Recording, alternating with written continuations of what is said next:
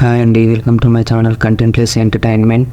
ఈ వీడియోలో చూస్తున్న అందమైన బీచ్లన్నీ ఒక చేప పూపుతో, అదేనండి ఒక చేప మనంతో తయారైనాయంటే మీరు నమ్ముతారా? వీడేంటి ఇలా చెప్తున్నాడు అని ఆలోచిస్తున్నారా? అవునండి, మీరు నమ్మినా నమ్మకపోయినా అదే అసలైన నిజం. చేప ఏంటి, ఈ బీచ్లు తయారు చేయడం ఏంటి అని ఆలోచిస్తున్నారా? ఈ విషయం గురించే మనం తెలుసుకుందాం రండి.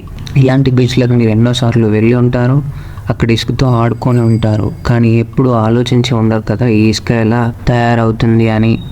ఇలాంటి బీచ్ల్లోని ఇసుక ఒక రకమైన చేప యొక్క వ్యర్థాలతో తయారవడం జరుగుతుంది. ఆ చేప పేరే ప్యారెట్ ఫిష్.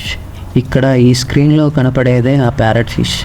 దీనికి ఆ పేరు ఎలా వచ్చింది అంటే, దీని మూతి అచ్చం చిలక ముక్కులా ఉంటుంది కాబట్టి అందుకే దీన్ని ప్యారెట్ ఫిష్ అంటారు.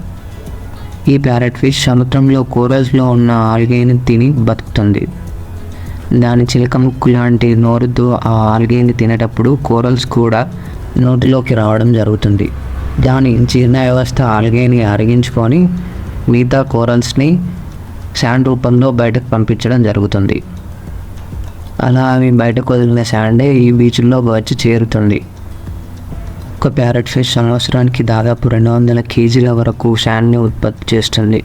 అలా ఉత్పత్తి చేసిన శాండ్ వల్లనే ఇలాంటి బీచెస్ ఫామ్ అవడం జరుగుతుంది. ఈ చేపల గురించి తెలుసుకోవాల్సిన ఇంకో విషయం ఏంటంటే, ఈ చేపల్లో ఆడచేపలు మగ చేపల్లా కూడా మారగలవు.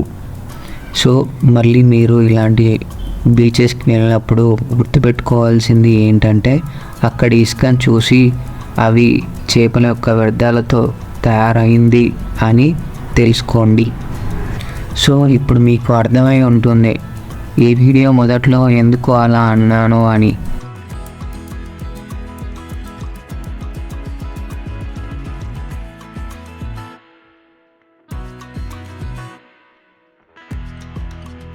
సో అది ఫ్రెండ్స్, ఇప్పుడు తెలుసుకున్నారు కదా ఈ అందమైన బీచ్లు ఎలా తయారవుతాయో అని.